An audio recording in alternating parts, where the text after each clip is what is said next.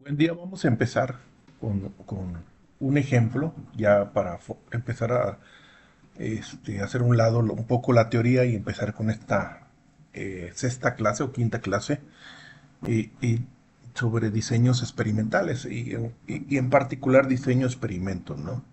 Bueno, y en diseño de experimentos, o en el diseño de experimentos, nosotros podemos encontrar eh, tres grandes grupos en el diseño. Eh, podemos empezar, voy a cambiar aquí, tenemos el diseño experimental y tenemos tres grandes grupos dentro del diseño experimental. El primero de los grupos es diseño preexperimental. Preexperimental. Luego tenemos el diseño cuasi experimental. Y en tercer lugar, que es el que buscamos, donde se encuentra el diseño de experimentos, son los diseños experimentales puros, el experimental puro, ¿no? Y en este orden va en cuestión de complejidad, en cuestión de la matemática y la estadística. Hoy voy a empezar con un ejemplo del preexperimental. Entonces, la importancia de este tipo de experimentos, que son los preexperimentales, radica en que son los experimentos los más básicos que podemos encontrar. Sin embargo, tiene una amplia utilización en la investigación, no solamente en el área de ingeniería, sino también en el área de las ciencias sociales, de la biología, farmacobiología, y bueno, y claramente en la investigación, particularmente, por ejemplo, en manufactura, ¿verdad? En los procesos de manufactura de las empresas se utiliza bastante. Entonces, estos diseños preexperimentales son un tipo de diseño de investigación. Se utilizan principalmente para hacer una exploración o explorar las relaciones entre variables. Es de los que tienen un menor control sobre los factores externos, es decir, sobre el ruido y las variables extrañas. Es una especie de exploración. Son útiles en estudios exploratorios, por ejemplo, o cuando es difícil establecer un control total de nuestro experimento. Sin embargo, pues no permiten establecer como los diseños, por ejemplo, los DOE, los diseños de experimentos, la casualidad, ¿no? ¿Qué es lo que ocasionó este cambio? Entonces, con el mismo nivel de confianza que los diseños experimentales, y principalmente los puros, ¿no? Entonces, sin embargo, es bueno verlo porque es la base de cuando nosotros ya lleguemos a los experimentales puros, que es el propósito, ¿no? Básicamente vamos a ver ahí los factoriales y lo que es superficie de respuesta. De hecho, por ahí les compartí el programa que es Minitab. Por ejemplo, si abrimos Minitab, o cualquier otro software, no necesariamente Minitab, puede ser cualquier otra. Por ejemplo, aquí en Minitab, en estadísticas básicas, aquí los vemos. Por ejemplo, estos, ¿no? El Z de una muestra, el T de una muestra. Que estos se pueden considerar como preexperimentales.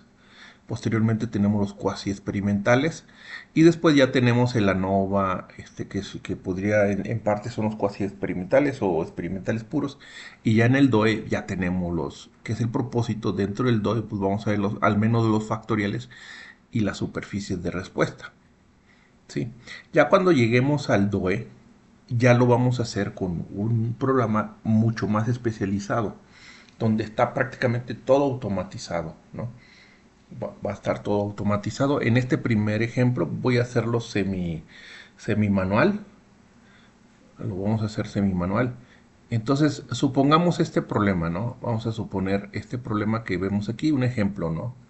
Supongamos que un investigador quiere evaluar el impacto de una nueva metodología de enseñanza en la comprensión de conceptos matemáticos entre los estudiantes de secundaria, cosa que generalmente no hacen los pedagogos. Los pedagogos lo menos que hacen son análisis estadísticos. Por eso a veces las nuevas metodologías no funcionan, porque no las validan. Bueno, entonces aquí vemos un primer ejemplo de un diseño preexperimental. Entonces aquí tenemos un grupo de alumnos, en este caso 30 alumnos en nuestra muestra. Supongamos de una universidad tomamos 30 alumnos. Estos alumnos tienen que tener ciertas características, por ejemplo, que sea lo más homogéneo posible, ¿no? Tal vez que sean de la misma, del mismo grupo, más o menos de las mismas edades, que sean ya han escogido de forma aleatoria, pero que se garantice lo más que se pueda que sean grupos regulares, que tengan las mismas edades. O sea, no podemos tomar de una secundaria y luego de otra secundaria. No, tiene que ser, por ejemplo, la misma secundaria, tal vez uno o dos grupos o de un grupo nada más, que sean más o menos del mismo nivel socioeconómico, vaya, un grupo, para tratar de que sea homogéneo, que sea representativo. Entonces, aquí, miren, en cualquier análisis, diseño de experimentos, el chiste no es en sí el análisis estadístico, eso se puede hacer en unos minutos. El problema es llegar a estos resultados que vemos aquí en la pantalla, ¿no? Es diseñar el diseño, hacer el diseño, o sea, el proceso, donde tenemos aquí el grupo, identificar las variables que pueden alterar y, y hacer el proceso y obtener la respuesta, ¿no? En este caso, una calificación o una valoración, no sé, tal vez un examen con ciertos aciertos. Entonces, presentan el examen, este grupo, durante un semestre tal vez se les aplica la nueva metodología, y vemos si qué tan bien les fue con esa nueva metodología. Entonces, y el experimento en sí no es cuestión de minutos, ¿no? Puede tardar hasta, en este caso, se llevó un semestre el procedimiento, ¿no? Entonces, se tiene que hacer en un semestre, porque el análisis estadístico es cuestión de, ahorita, de hecho lo vamos a hacer ahorita, supongamos que ustedes inicia enero, seleccionan qué grupo va a ser, los alumnos, y a esos alumnos les dan una nueva metodología de la enseñanza en alguna de sus materias de matemáticas. Terminan el grupo y ¿cómo validan eso? Aplicando un examen. Ahora, el examen que van a aplicar tiene que ser exactamente otros exámenes que ya se han aplicado, para que haya una referencia sobre cómo vamos a evaluar eso. Entonces, ¿y cómo es? Una forma es utilizar algún tipo de estándar establecido o alguna normativa, si es que lo hay, un criterio, ¿no? Por ejemplo, cuando ustedes quieren al posgrado, en algunos posgrados les piden el examen, hay un examen nacional, y si ustedes obtienen cierto puntaje hacia arriba, están aprobados. Si obtienen cierto puntaje hacia abajo, no están aprobados. Entonces ahí hay un estándar, alguien ya lo estableció. Entonces aquí igual. Entonces, si este es un examen, por ejemplo, nacional, y se tienen los históricos de esos exámenes, pues se podría tomar la media como el punto de referencia. Y ahí podríamos afirmar que si este nuevo grupo tiene arriba de la media, entonces sí funcionó la metodología. Si el grupo tiene igual que la media, está dentro de la media, entonces da lo mismo esta metodología o la metodología tradicional que se está usando. Y si da abajo de la media, quiere decir que empeoró, que está peor. El método de enseñanza no sirve. En este caso nos interesaría demostrar que está arriba de la media, está en la parte superior. Ese en caso de que haya algún estándar, puede ser una norma que señale qué puntaje se considera adecuado. Si hay exámenes ya previos, hacer un promedio y tomar ese promedio como la referencia. Entonces, si quedan arriba de ese promedio, quiere decir que la metodología sí es buena. O hacer un, no sé, un juicio de expertos, ¿no? Tal vez tomar alumnos, ahora sí bien, promedio y como correr una prueba piloto y sacar el promedio y decir, ¿saben qué? Este promedio es nuestra base. Arriba de este promedio se va a evaluar. Bueno, entonces, en este caso en particular, el problema nos dice que, que de análisis previos históricos que se han hecho en secundarias, se ha decidido que el 15, obtener un valor de 15 es el valor promedio. Es decir, 15 aciertos. Ese sería el promedio. Es decir, si nosotros demostramos que este grupo que está aquí está por arriba de ese promedio, es decir, si está por arriba de 15,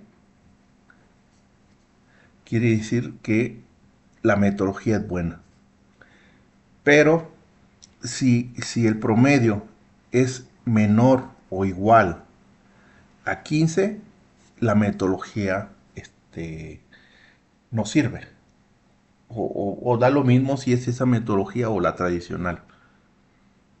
Entonces, en el segundo caso, o primer caso que mencioné, podríamos mencionarla como nuestra hipótesis alternativa.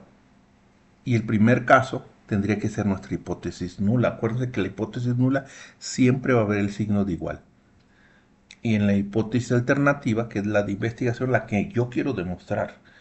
Imagínense que somos nosotros los que diseñamos esa nueva metodología y si yo la diseñé y yo hago el estudio, lo que a mí me interesaría es demostrar que sirve mi metodología. Entonces, de allí yo puedo establecer esa metodología. Ahora, para yo resolver este problema, en términos generales, podemos hablar de cinco pasos. Después vamos a agregar más pasos, pero ahorita vamos a agregar 5 pasos. Paso número 1 es formular la hipótesis. El paso número 1 va a ser que yo tengo que formular la hipótesis. Ese va a ser el primer paso que yo tengo que hacer. Una vez que yo formule la hipótesis, el segundo paso que yo tengo que hacer para resolver cualquier tipo de estos problemas, cualquier experimentales, yo tengo que establecer el nivel de significancia o la confianza, ¿no? Acuérdense que la significancia es el error que yo me permito en mi experimento, que me voy a permitir. Y la confianza es uno menos la significancia. Es con qué seguridad yo voy a afirmar que mi hipótesis es cierta o falsa, ¿no? La acepto o no la acepto. Entonces, una vez que yo ya tengo mi hipótesis, que yo ya establecí, con qué nivel de confianza, ya hemos hablado que en ingeniería pues, va a ser del 5%, se acostumbra. En otras áreas puede ser del 10%, otras del 1%, incluso hasta menos. En las áreas médicas generalmente es del 1%. En ingeniería es del 5%, igual en las áreas de ciencias sociales. E- Este, algunos autores mencionan que el 5% es adecuado, pero en ingeniería generalmente vamos a ver que es del 5%. Una vez que ya establecimos nuestras hipótesis, la nula y la alternativa, una vez que ya establecimos nuestra significancia o nivel de confianza, que en este caso es 5% para ingeniería.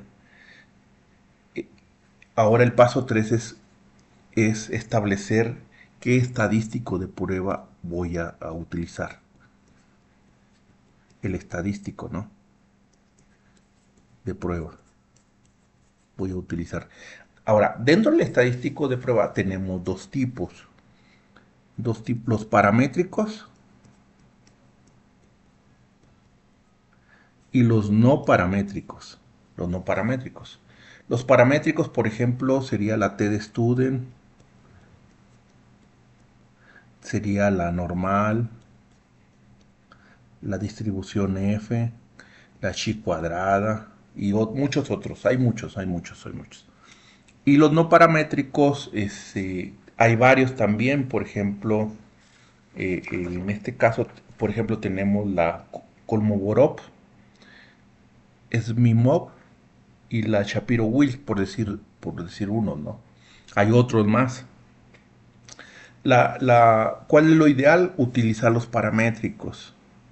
¿Cuál es la ventaja? Que el paramétrico es más confiable. Los dos son igual, o sea, a final de cuentas nos da un resultado.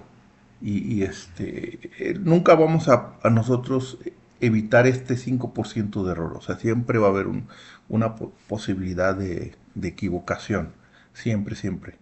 Independientemente si es paramétrico o no paramétrico. Solo que el paramétrico son los que comúnmente nosotros utilizamos. El test-student, la normal, la F, la de chi cuadrada. El no paramétrico son más simples. Las curvas son más simples. No se requieren elegir muestras al azar, lo que el paramétrico es un poquito más rígido. Por ejemplo, tiene que haber réplicas, bueno, más adelante lo vamos a ver, tiene que haber réplicas, tiene que haber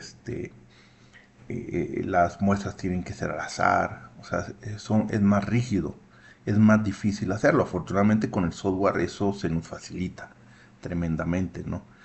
Y hay pruebas que son más empíricas, que son las no paramétricas. Son más sencillas. Afortunadamente eso lo vamos a hacer por software, no lo vamos a hacer de forma manual. Si hay gente que hace esto de forma manual, recuerden que hay gente que investiga la estadística de forma teórica. Nosotros utilizamos la estadística como una herramienta. Nosotros no es, bueno, al menos yo no estudio la estadística, yo lo utilizo como una herramienta y los ingenieros las utilizamos como una herramienta. Sin embargo, hay gente que estudia esto a nivel teórico y desarrolla teorías, hipótesis y estudia esto a profundidad, ¿no? Nosotros no vamos a llegar a esos niveles, simplemente lo vamos a tomar como una herramienta, como si agarramos la calculadora. Entonces, como una herramienta pues, y usamos una calculadora, no nos interesa la electrónica, no nos interesa qué pasa dentro,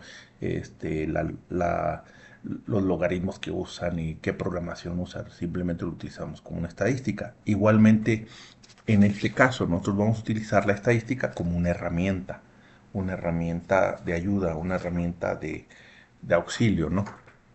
Entonces, lo ideal es utilizar lo paramétrico. Sin embargo, cuando no aplique lo paramétrico, vamos a usar lo no paramétrico. Entonces aquí, antes de nosotros seleccionar el estadístico de prueba, tenemos que identificar si la distribución de los datos que tenemos tiene una distribución normal, tiende a una distribución normal o a lo mejor está sesgada hacia un lado o hacia otro. Si es normal, significa que podemos utilizar alguna de las funciones de densidad paramétrica. Si tiene un sesgo, es decir, si no es normal, si no tiene una distribución normal, entonces sería una estadístico de prueba no paramétrico. ¿Sí? Entonces, y eso tenemos que comprobarlo antes de decidir qué estadístico de prueba va a ser. Y esa prueba se le llama prueba de normalidad. Afortunadamente, el software lo tiene.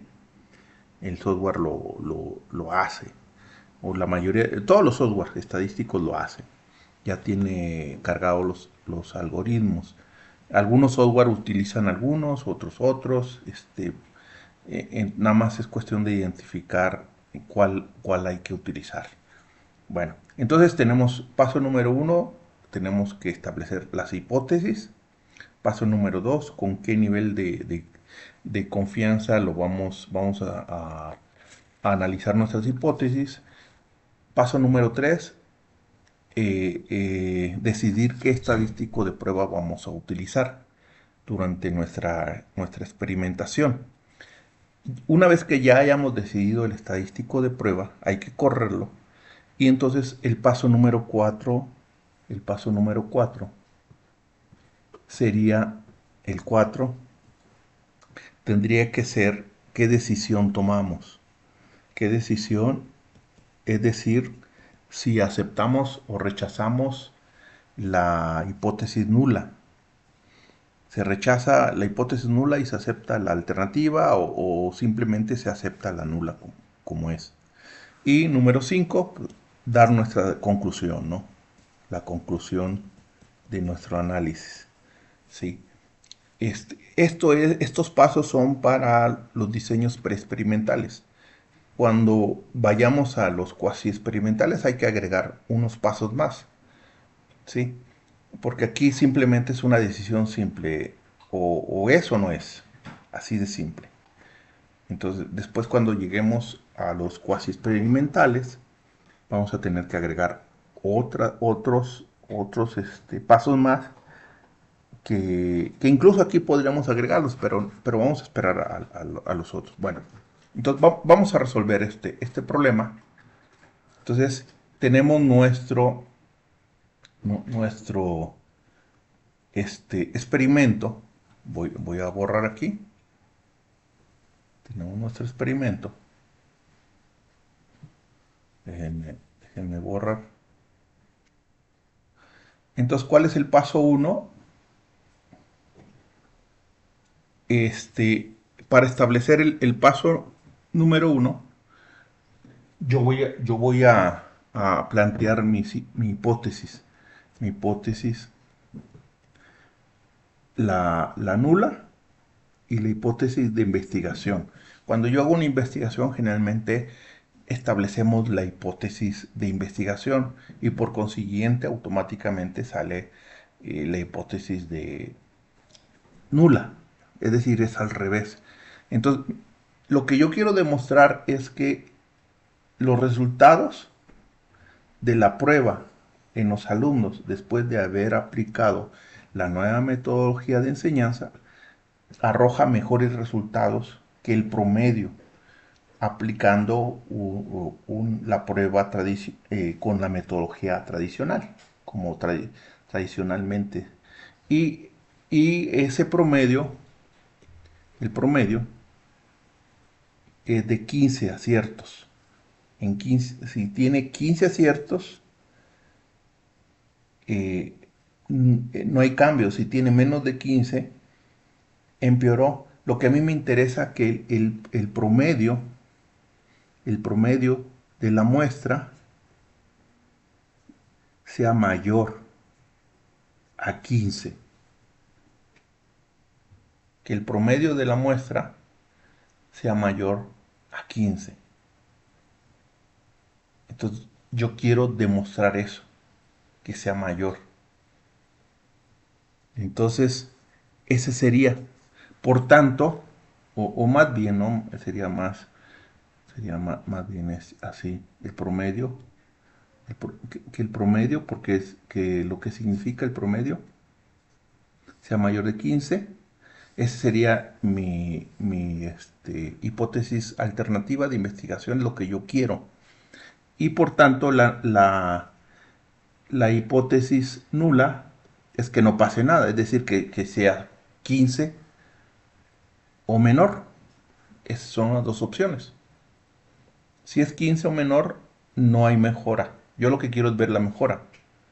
Si no hay mejora, no tiene sentido aplicar la metodología, independientemente que permanezcan igual o empeoren. Entonces simplemente la desechamos. Esa sería una justificación una justificación estadística de que mi experimento verdaderamente funcionó.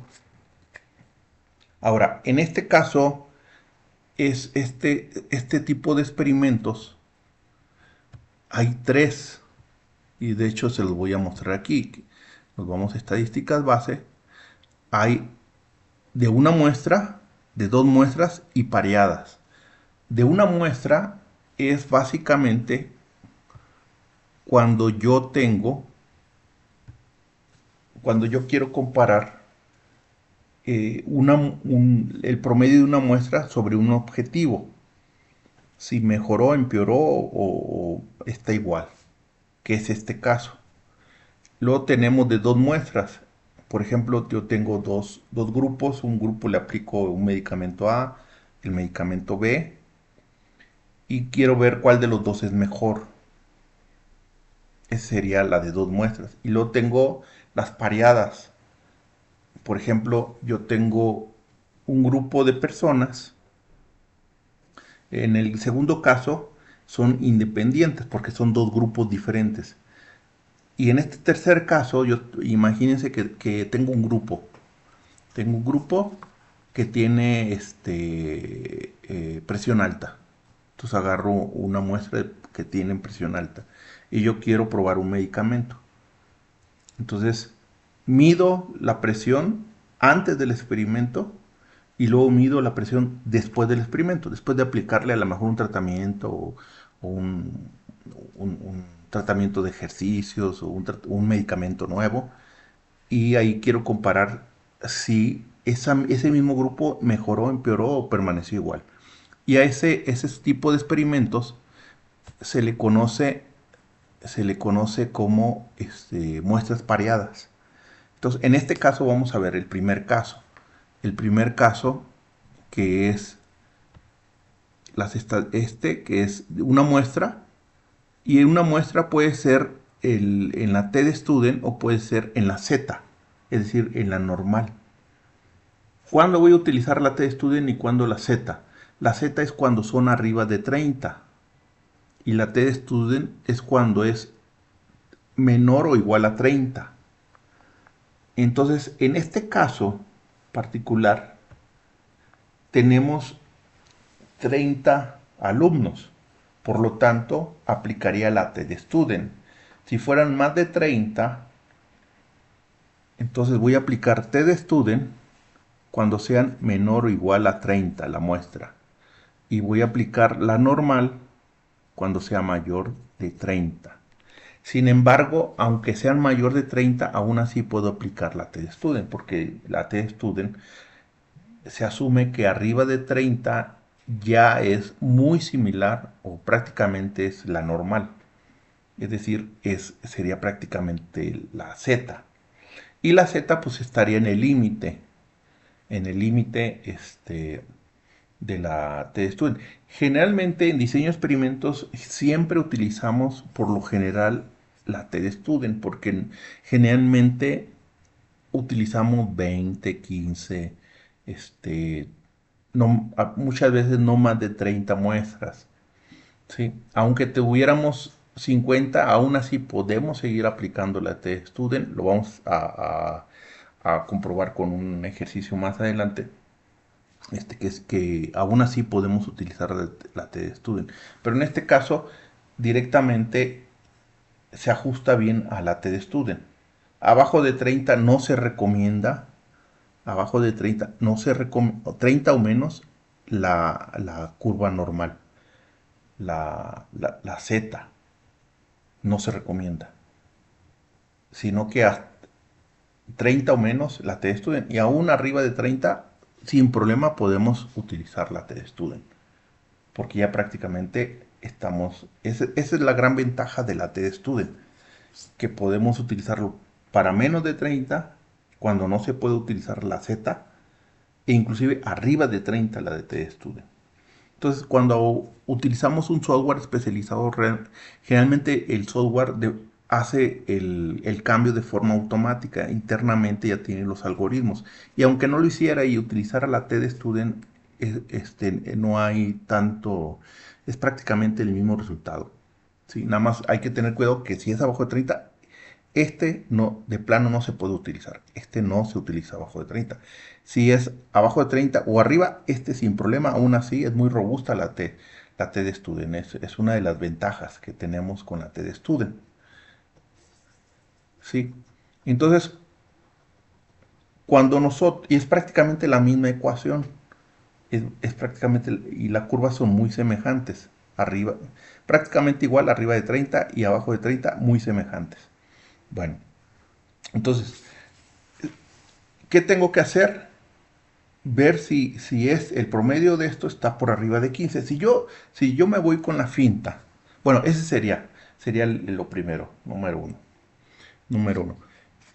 El segundo paso es, es establecer, bueno, el primer paso es la hipótesis, ya está. ¿Sí? La hipótesis nula, parafraseándola, implicaría decir que la implementación de la nueva metodología de enseñanza no tiene efecto significativo en la comprensión de los conceptos matemáticos entre los estudiantes de secundaria. Eso sería, parafraseando matemáticamente, sería la interpretación. Pero la interpretación sería que la implementación de la nueva metodología de enseñanza en la comprensión de conceptos matemáticos entre los estudiantes de secundaria no tiene un efecto significativo. Es decir, aquí introducimos no significativo. Cuando veamos es que se cumple la hipótesis nula. Eso va a ser muy común en diseño de experimentos. Sin embargo, si en la hipótesis alternativa, parafraseándolo, sería la implementación de la nueva metodología de enseñanza en la comprensión de conceptos matemáticos entre los estudiantes de secundaria tiene un efecto significativo. Es decir, funciona, es significativo.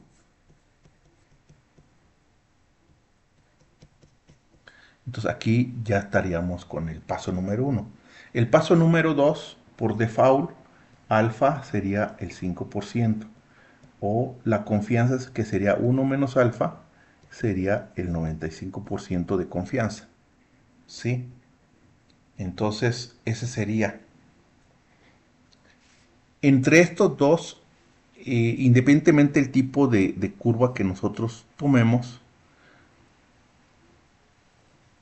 voy a idealizarla como si fuera una normal. Todavía no sé si es normal o no. Si tiene un comportamiento normal. Acuérdense que el comportamiento normal es que la media, la moda y la mediana tienden a hacer lo mismo.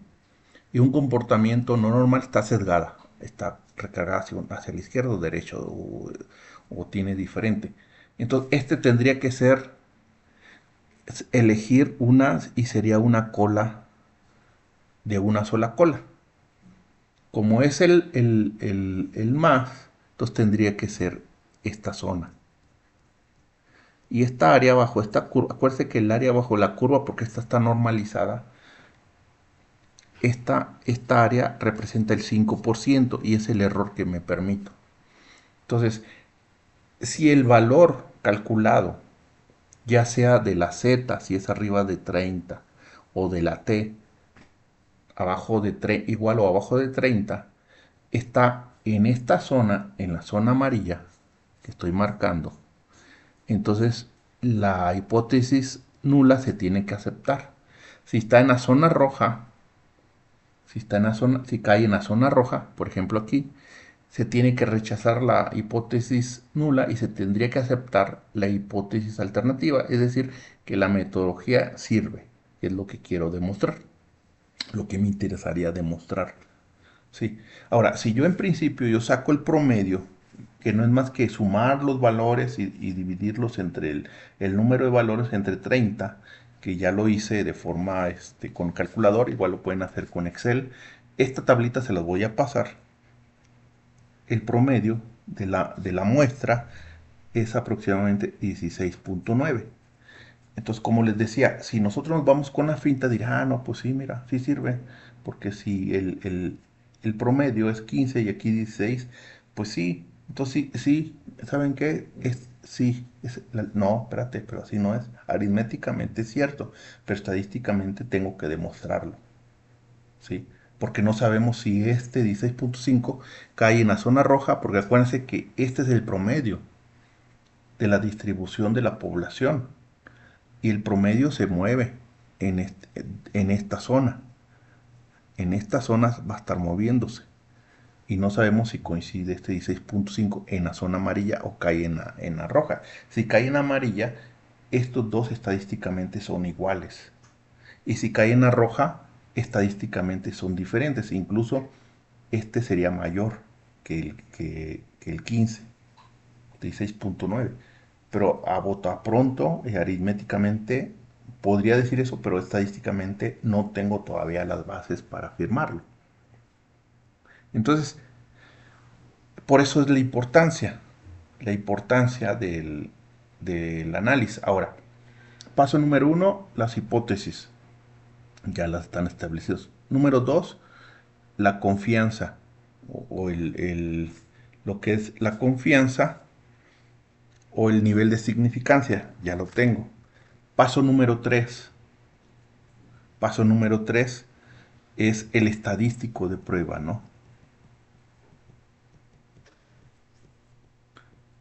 De prueba. ¿Cómo hago el estadístico de prueba? Número uno, hay una prueba que se dice que es, si es normal, si la distribución tiende a ser normal, es decir, que la moda, la media y la mediana tienden a tener el mismo valor, estaríamos de, tendría que utilizar un estadístico de prueba paramétrico. Y si no es normal, tendría que utilizar un no paramétrico. Para este caso en parte, antes de decidir cuál de los dos, primero tengo que hacer la verificación de la normal. Afortunadamente, hacerlo a mano se me complicaría un poco. Afortunadamente lo tengo el Minitab. Cualquier otro lo puedo hacer. Entonces agarro mis datos, simplemente los copio. Estos son los datos, los 30 datos de los exámenes de los chavos. Los copio, los pego aquí. Esa es la ventaja de utilizar este software. Ahí están. Y me voy, hay dos formas de hacerlo. Me voy a estadísticas y me voy me voy a gráfica y me voy gráfica de probabilidad. Ese sería un camino. Agarro aceptar. Aquí pongo en las variables, le doy doble clic, no lo escribo, le doy doble clic, lo paso, escojo la distribución normal, presentación de datos. Aquí escojo el nivel. La normalidad generalmente es al 95% de confianza. ¿Sí? Entonces, y aquí ya le puedo, aquí puedo darle estos, tantos símbolos como ajuste, así lo voy a dejar. Le voy a dar a aceptar. Igual escalas, puedo cambiar un montón de cosas, opciones, gráficas. Yo solamente quiero saber si tiene una normalidad. Si es normal, tiene los datos que coincidir dentro de dentro de esta parte. ¿Sí? Aquí, si se fijan, esta es la confianza. Dentro de esta zona son los límites de confianza. Aparentemente aquí, gráficamente podríamos decir, sí, parece ser que sí es normal. Sin embargo, aquí lo que nos interesa es el valor P. Y el valor P es exactamente el mismo lógica que hemos estado usando. Es exactamente la misma. Ah, a ver, déjenme, no me deja escribir. Ah, es la misma lógica que estamos usando. Yo agarro una zona, aquí, una zona P. Entonces, aquí, esta área es del 5%, ¿no? Es decir, es 0.05. Toda el área bajo la curva es 1.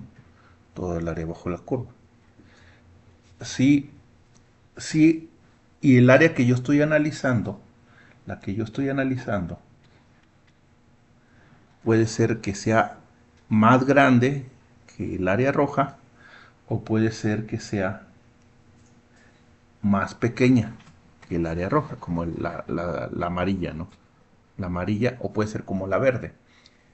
Si es como la amarilla, quiere decir que el área, el área es el p-valor calculado. Es el p-valor calculado.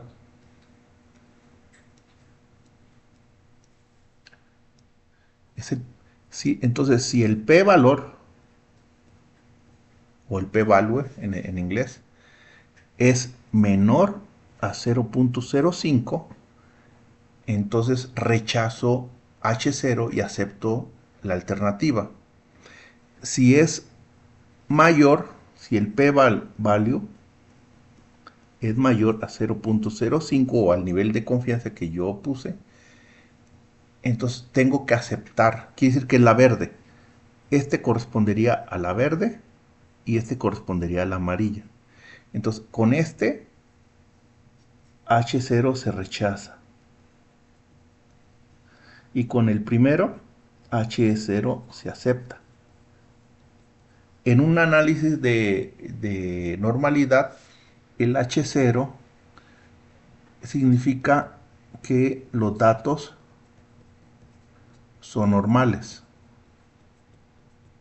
y el H1 que no son normales, no normales. Entonces, como está fuera de la zona roja, es amarillo porque aquí está, miren, en esta parte, es este dato. Es 100.173 es mayor que 0.05, es decir, va a estar, no sé, por aquí, va a estar en la zona de aceptación, esta es la zona de aceptación, entonces H0 se acepta, entonces es normal. Entonces tengo que utilizar este, un estadístico de prueba paramétrico. T de Student, la normal, la F, la chi cuadrada. ¿Sí? Si me hubiera dado menor, que después vamos a hacer otro problema, no, entonces tendría que ser rechazar la nula y aceptar la alternativa, que es la no normal. En este caso, como es P es mayor que 0.05, porque establecí bueno, por default no lo da, ¿no? Igual pueden reducirlo o aumentarlo, pero por default es 95, se acostumbra. Entonces, es normal. Nuestros datos, en conclusión, son normales. Al ser normales, al tener un comportamiento normal, yo tengo que utilizar un estadístico de prueba paramétrico. Y ese estadístico puede ser la Z, puede ser la T de estudio. Para estos casos que son experimentales, o aplica la Z o aplica la T de estudio. En este caso. En otros vamos a ver que podemos introducir la F. Pero para este caso, ahora, ¿cómo sé que es estadístico de prueba? Bueno, pues veo la literatura, veo problemas similares y se ha establecido que utilizo la T de student o la Z, que es la normal. Pero como es 30, la Z no se recomienda, es la T de student. Si fueran 35, la Z, aún así, si uso la T de student me va a dar prácticamente el mismo resultado. Esa es la gran ventaja. La T-Student es muy robusta. Es una gráfica muy, muy, muy robusta. De hecho, si quieren alguien la demostración, déjense la muestro. Te voy a mostrar este, fue desarrollado hace como bueno, ya les dije, ¿no? La clase pasada. Aquí está. Este es en 1908. Este es el artículo, miren, para que se den una idea. Son 26 páginas. Cómo desarrollaron. Aquí está toda la demostración, ¿no? De Student. No crean que hay una base matemática, la pueden ver. Lo que nos interesa es el resultado, ¿no? La conclusión que llegó aquí el autor. Pero miren, aquí está. Esta es la función y después la normalizó y es la T de Student. Sí, aquí está, ¿no? Miren, y aquí la validó. y hizo experimentación, ¿sí? Desarrolló aquí aquí está, ¿no? Aquí está todas las demostraciones, las conclusiones, discusiones, ¿sí? Y él se hizo llamar by student, por eso de ahí viene student, utilizó un anónimo, porque la empresa donde trabajaba no le permitía publicar, pero él consideró que era muy, muy importante y lo publicó con un anónimo. Ya después se supo quién fue el verdadero autor, ¿no? Pero este es el artículo, el artículo original del autor. Es el artículo. Bueno, entonces, en conclusión, ese es, ¿no? Entonces, ¿qué significa? Entonces, el estadístico siempre hay que hacer la prueba de normalidad. En todos nuestros experimentos, independientemente si son preexperimentales, cuasi experimentales, la NOVA, el DOE, todo. Afortunadamente, conforme vayamos, el software lo va a hacer automáticamente o lo va a hacer relativamente rápido, fácil en cuestión. Aquí la dificultad fue obtener estos datos, ¿eh? Se tardaron 6 meses para obtenerlos, ¿sí? El problema no es la estadística, es obtener estos datos, es hacer todo el experimento. Sin embargo, la estadística, con esto vamos a comprobar lo- nuestros dichos. Bueno, entonces ya tenemos el paso 1, ya tenemos el paso 2. El paso 3, ¿qué prueba vamos a hacer? Entonces vamos a utilizar la prueba de una muestra, porque es una muestra. Tenemos la prueba de una muestra. ¿Cómo sé que es esa prueba? Bueno, hay que leer libros, hay que leer casos muy similares y nos vamos a dar cuenta que esa es la que se utiliza. Si no recuerdo, recurro a la literatura. Hay muchos otros experimentos, estos son los más comunes que les voy a mostrar, pero no se cierra eso, ¿no? Cuando tengamos un caso que queramos un grupo y queramos ver si cumple o no con un objetivo, esta es la prueba, la T de Student o la Z de Student, ¿no? Sí. Ahora, ¿qué dice qué dice en este caso la Z de Student? La Z de Student, la T de Student, voy a poner, ahora ya sé que es la T de Student, no es la Z, la T de Student. Ya sé que es normal, entonces utilizo la T de Student. La T de Student en el eje X es una T, le llamamos la T calculada. Está normalizada, acuérdense. El área bajo la curva es 1. Entonces aquí ya sé el nivel de significación. Esta zona es de una cola. Entonces tengo tres casos. Hay tres casos que ya los vimos, ¿no? La cola a la derecha, la cola a la izquierda y de dos colas. De dos colas es cuando simplemente me interesa demostrar que es diferente al promedio o al valor objetivo. Entonces tengo de dos colas. La cola superior o la cola derecha cuando quiero demostrar que es mayor al promedio o al valor objetivo. Cuando quiero demostrar que es menor al promedio, mi alternativa o de investigación, es la cola del lado izquierdo. ¿Sí? Para cada una de las colas está el gráfico. En este caso es este. Y esta área bajo la curva es de 0.05. Entonces, yo tengo que calcular la equivalencia de la t en el eje X.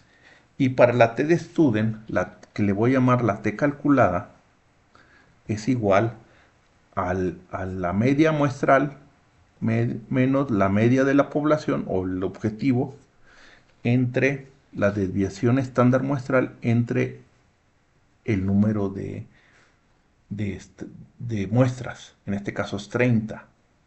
La media muestral, pues ya la conocemos, sumamos todos los datos y los dividimos entre el número de 30 entre 30. Y esa nos da 16.9. La media muestral es el objetivo, es el 15. Entre la S. La S es la desviación estándar y yo la calculo de la raíz cuadrada de la sumatoria del valor x menos la media de la población, este, bueno, en este caso de la media, bueno, sí, de la media de la muestra, porque me va a hablar de qué tan dispersos son los datos entre el número de muestras, ¿sí? Por ejemplo, la media sería 16.9, entonces para calcularlo, agarro, por ejemplo, 20 menos 16.9, eso lo elevo al cuadrado y luego entre 30, luego más 16 menos 16.9 entre 30, y así hago toda la suma y luego al final raíz cuadrada. Y con eso saco la S. La S ya la calculé, ¿no? Igual se puede hacer con Excel, pero me da un valor de 1.855. Y esto lo sustituyo aquí, 1.855 entre la raíz de 30, ¿no? Y esto me va a dar un valor de 5.7. 5.7, ¿sí? Pero esto es T y esto, el amarillo, es área, ¿sí? Entonces yo tengo que pasar esta parte aquí, cuánto equivale en este punto. Y ese le voy a llamar la T crítica. ¿Y eso de dónde lo saco? De tablas. Eso lo voy a sacar de tablas, que ya la tengo acá. Sí, ya la tengo aquí, la tabla, que es esta, por ejemplo. Tengo aquí la tabla. Entonces, aquí simplemente, por ejemplo, aquí, eh, a ver, me voy. A diferencia de la Z, este tiene grado de libertad. El grado de libertad es el número de muestras menos uno, ¿sí? Es decir, en este caso sería 29. Sería 29. Sería el 29.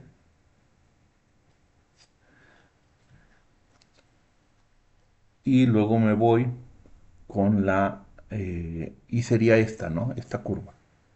Sería exactamente esta curva de una cola superior. Puede ser inferior. ¿Por qué superior? Porque me interesa que la alternativa, la media poblacional, sea mayor que 15. Cuando, si fuera menor, utilizaría eso. Si fuera nada más diferente, utilizaría de dos colas. En este caso es de una cola y esa cola no. Entonces esta área es 0.05, que es esta, grado de libertad. Esta me voy hacia acá abajo y me voy a los grados de libertad, que es 29. Sería este dato, este que ven aquí, 1.69, lo voy a dejar. 1.69, me regreso aquí, y entonces aquí es 1.69. Pero, ¿qué pasa? La T calculada es 5.7, es decir, va a estar por acá. Como está en la zona amarilla, entonces, ¿qué tengo que hacer? Rechazar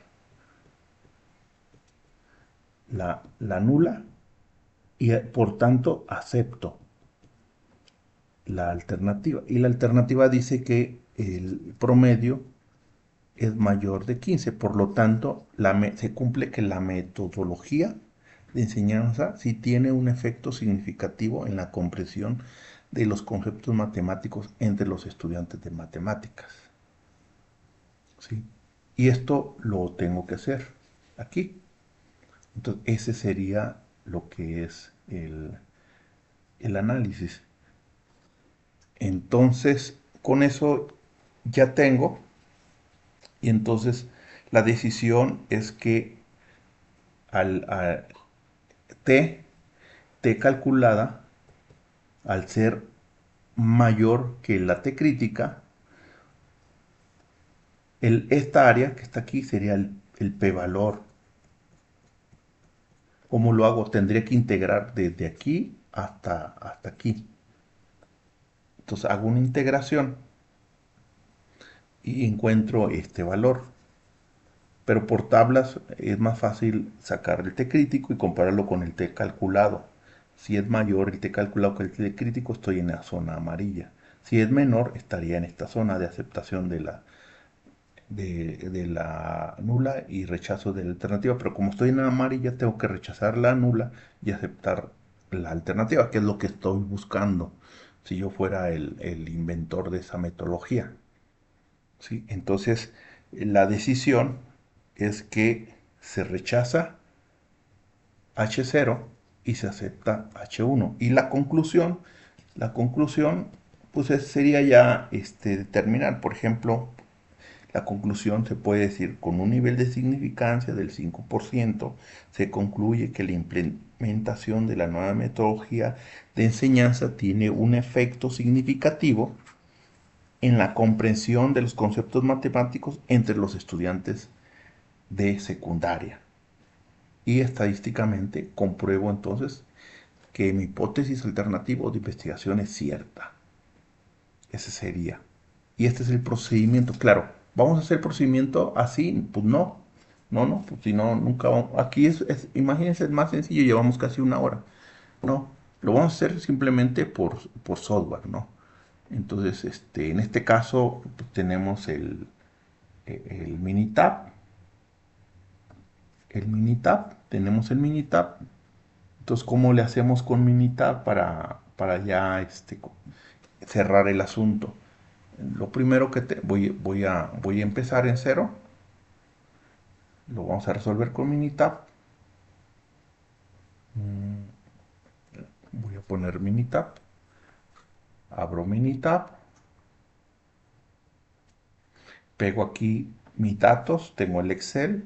Simplemente hago un copy-paste. Fíjense qué tan sencillo es. Lo complicado es hacer el experimento, ¿no? Obtener los datos. La estadística es lo de menos, pero bueno, igual hay que entender los conceptos. Aquí me voy a estadísticas. Primero tengo que hacer que sea normal. Si es normal, este, hay dos formas. Una que me vaya gráfica de probabilidad. Le doy a aceptar. Aquí le doy aquí, distribución normal, aceptar la, perdón, era aquí mismo, presentación de datos, le doy la confianza del 95, es por default, le doy a aceptar y aquí ya me da el p-valor, es mayor que 0.01, por tanto se acepta la nula. Entonces ya es nula. Otra forma de analizarlo me voy aquí a estadísticas básicas y me voy directamente a prueba de normalidad. ¿Sí? Exactamente lo mismo. Le doy aquí. Y aquí hay la prueba de normalidad. Miren, aquí está. Hay varios métodos. El otro como que me lo hace de forma más genérico. Los dos más comunes es el Shapiro-Wilk o el Reiner-Joyner. Muchos de los software usan Shapiro-Wilk o el Kolmogorov. El Shapiro-Wilk se utiliza para muestras abajo de 30, para una población de abajo de 30, de 50, perdón. Y para arriba de 50 es el Kolmogorov. Déjenme verificarlo. Este, déjenme verificarlo. El Shapiro-Wilk. Bueno, es que algunos autores dicen, por ejemplo, el Kolmogorov arriba de 30 y el Shapiro-Wilk menor o igual a 30. Y he leído también que Shapiro-Wilk abajo de 50 y el Kolmogorov arriba de 50. Entonces, el Shapiro-Wilk, voy a usar el Shapiro-Wilk. Sin embargo, Minitab no utiliza el Shapiro-Wilk, utiliza el Ryan-Joyner. Hay muchos otros métodos, pero son los más comunes, ¿no? Voy a utilizar este. Entonces, lo voy a usar cuando las muestras sean arriba de 30 y abajo igual de 30. Vamos a utilizar esa que está ahí, ¿no? Entonces le doy aquí eh, y le doy simplemente aceptar.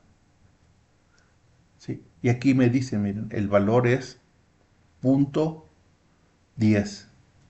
Como el p valor, como el p valor, esta zona es,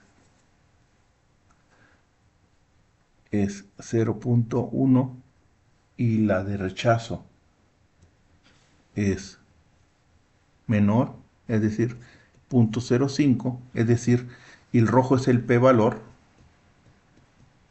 es mayor que 0.05, por lo tanto, cae dentro de la zona de aceptación. Esta es la zona de aceptación, este que está aquí.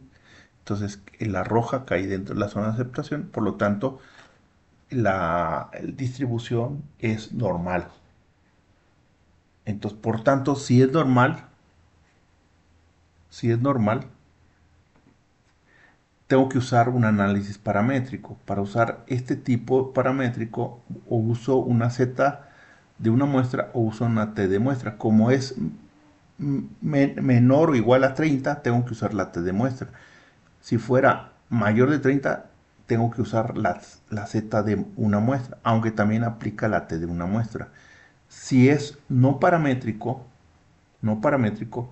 aquí están los no paramétricos. Tendría que usar prueba de signo para una muestra, Wilcoxon de una muestra, el Mann-Whitney, el Kuskal, el Friedman para una muestra. En este caso, puedo usar alguna de estas dos primeras. Para, para una muestra, tengo dos opciones, el Wilcoxon o la prueba de signo para una muestra, si fuera no paramétrico. ¿Sí? Pero como es paramétrico, tengo que utilizar la Z de una muestra o la T de una muestra. En este caso aplica la T de una muestra. Entonces me voy a la T de una muestra. Aquí simplemente selecciono las muestras.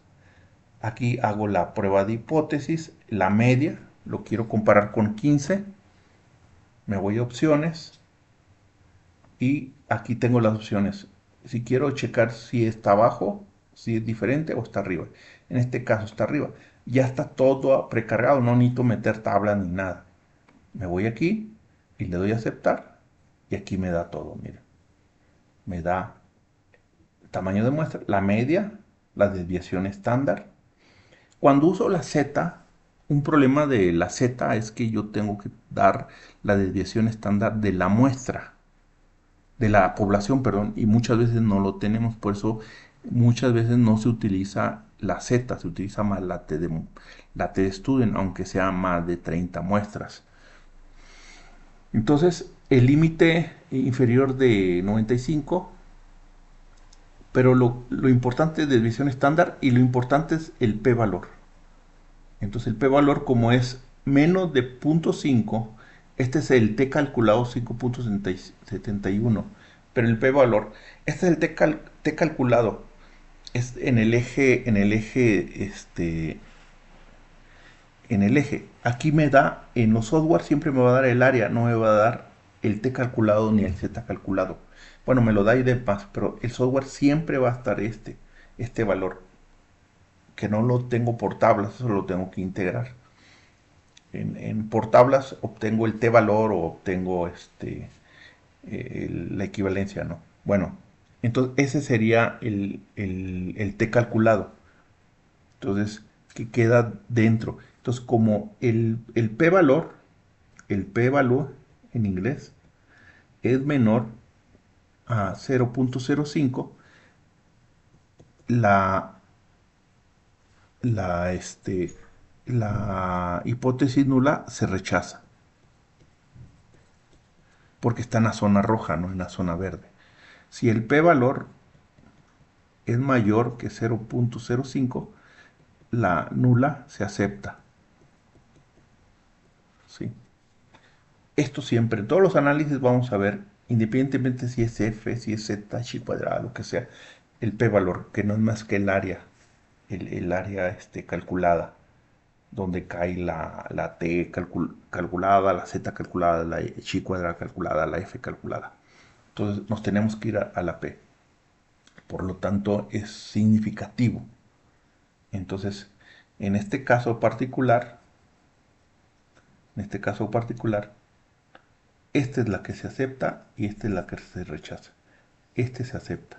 Entonces, con esto, en pocas palabras, lo hago. Y si se fijan, no me tardé más que 1 minuto, 2 minutos en hacerlo. Entonces, poco a poco vamos a ir utilizando más el software, cada vez menos los cálculos, aunque realmente no hice cálculo, lo hice con calculadora. Pero, aunque esto, por ejemplo, la TestStud en la Z tiene muchísimos años, este, debido a la computadora ahora se nos facilita y en cuestión de minutos lo podemos hacer. ¿Sí? Por ejemplo, sus compañeros que van a trabajar en Bruñido, el problema no es el análisis estadístico. Bueno, sí, sí, hay que interpretarlo. El problema es obtener los datos. Una vez obtenidos los datos, simplemente corren aquí, sustituyen aquí y les da el resultado en cuestión de minutos. Entonces, y hay que interpretarlos. ¿Sí? Ahora, aquí hay un valor que siempre nos va a dar, que vamos a estar viendo, es el error estándar de la media. El error estándar de la media, cuando calculamos, que también en AT, pero va a aparecer en otras, la T calculada es la media de la muestra menos la media poblacional entre la desviación estándar de la muestra entre el, el tamaño de la muestra. Esto que está aquí, creo que ya lo había mencionado, es lo que se conoce como el error estándar. ¿Sí? Ahora, el error no lo identificamos como un problema, no es un problema, como que algo esté equivocado, no, no, no. Entre más pequeño sea ese número, más angosta va a ser la curva. Entre más grande, la base va a ser más angosta, más ancha. Y entre más pequeño, más angosta. Entonces, más que nada, yo creo que se refiere a eso. Se refiere a, a qué tan ancha o angosta o qué tan dispersos están los datos con respecto al centro, al promedio. Entonces, esto no sé por qué le ponen error, no lo sé, pero no tiene nada que ver con un problema. No, es una definición simplemente, no entiendo por qué va. Y he escuchado otros que también dicen que no lo confundamos como si fuera un error, una equivocación, no, es una definición. Entonces, ¿qué nos indica? Entre más grande sea este número, más dispersos los datos, entre más pequeño, menos disperso. Y esto sale, no es más que S, que es la desviación estándar, entre la raíz cuadrada de 30, ¿no? Si usted es la división estándar entre la raíz cuadrada de 30, 1.856 entre la raíz cuadrada de 30 nos va a dar este dato. De ahí sale. Y lo vamos a ver en el ANOVA, en el DOE, es un dato, ¿no? Cuando empecemos a interpretar, ¿no? Este, cuando interpretemos eso, ¿no? Entonces aquí lo que nos interesa es este. Este es el que nos interesa, ¿sí?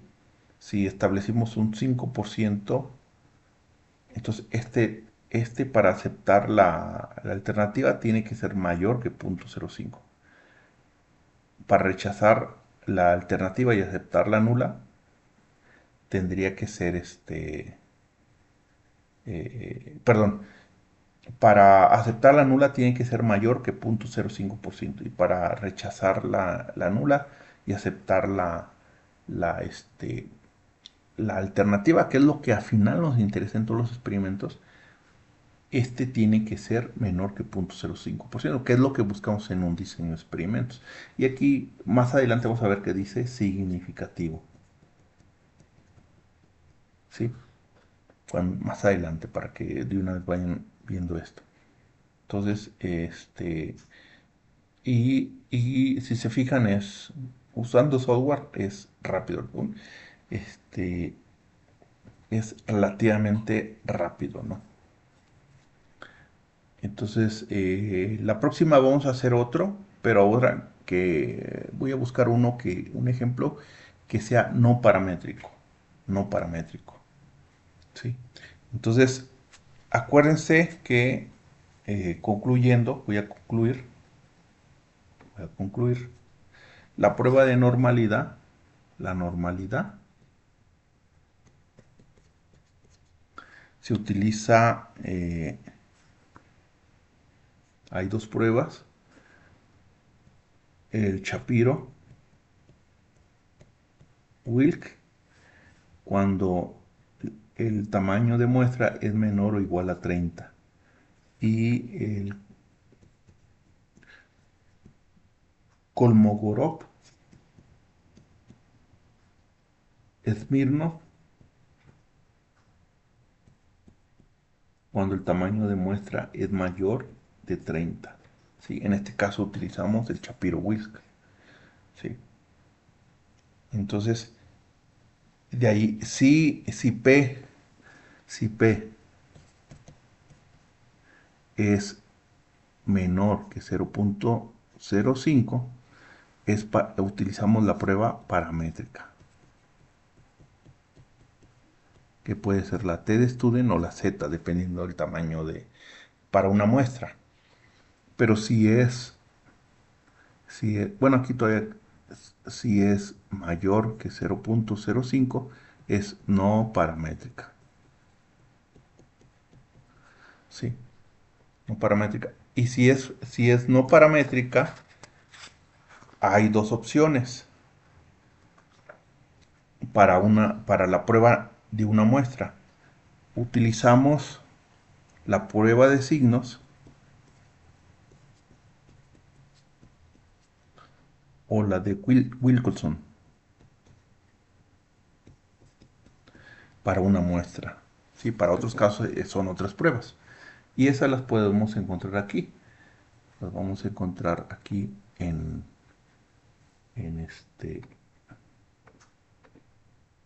para que las vayamos ubicando. En estadísticas básicas, aquí está la prueba de normalidad. Y dentro de la prueba de normalidad está Shapiro-Wilk o está Kolmogorov-Smirnov. ¿Sí? Kolmogorov cuando es menor o igual a 30 perdón, Kolmogorov cuando es mayor de 30 y Shapiro-Wilk cuando es menor o igual a 30. Algunos dicen 50, pero bueno. Y está la Anderson-Darling también es otra, ¿va? Pero esas son las que más se utilizan. Esa es para la prueba de normalidad. Y las paramétricas están aquí están todas. Después vamos a usar otras, pero para una muestra, o la Z de una muestra o la T de una muestra, ¿no? Y aquí ponemos, ¿no? Por ejemplo, la T de una muestra, determinar si la media de una muestra difiere significativamente de un valor específico. ¿Sí?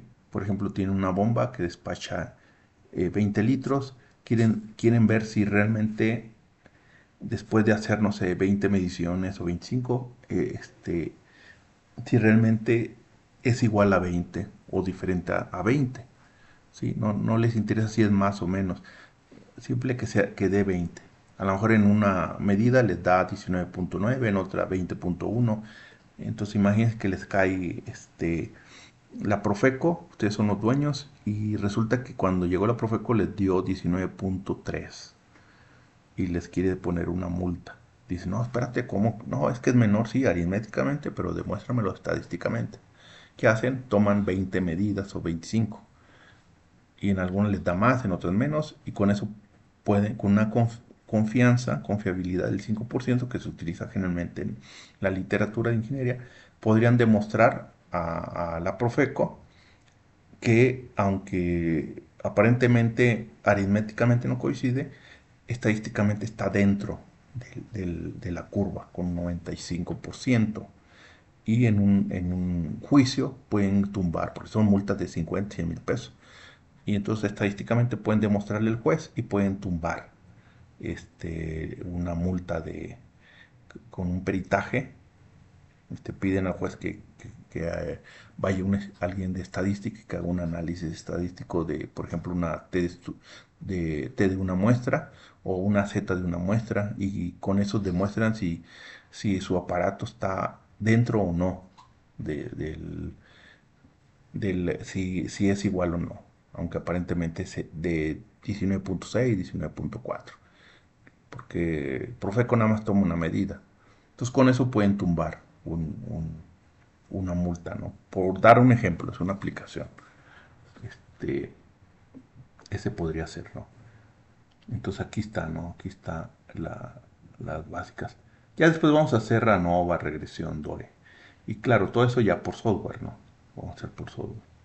¿Sí? ¿Qué es lo que nos interesa? Llegar al DOE, al factorial y superficie, y principalmente superficie de respuesta. Es lo que nos interesa. Y se van a dar cuenta que es rápido, fácil. Pero tenemos que tener todo el background atrás para hacer una buena interpretación de datos. Bueno, con eso pues yo termino. Son 1 hora 16 minutos. En un momento que tengan, lo ven. Aquí están los datos, miren, aquí están los datos. Déjenles, pongo si quieren copiarlo a mano, o igual se los paso, ¿no? Ahí está, ¿no? 20, 16, 17, 19, 17, 14, 17, 14, 16. Y aquí está, ¿no? Lo escriben en la celda y hacen todos. Ahí les pediría que lo hagan como ejercicio, ¿no? Lo hagan como un ejercicio, ¿no? Es muy útil en la industria esto. En algún momento lo pueden o no usar, no lo sé. ¿Sí? O pueden sacar la eficiencia del aparato que están haciendo, meter estadística. ¿Sí? Cuántas plantas a la hora rompe o pulveriza ahí su máquina que están diseñando. Entonces, estas de las más sencillas, pero muy útiles. ¿Sí? En la siguiente hacemos otro ejemplo no paramétrico y luego ya brincamos a otras, pero ya más directo, utilizando el software directamente. Utilizaríamos un poquito. Cada vez vamos a utilizar menos fórmulas. Este, la idea es utilizar el software, pero sin olvidar qué hay detrás del software. Qué sería lo que hay detrás de él. Bueno, muchas gracias. Les comparto esto.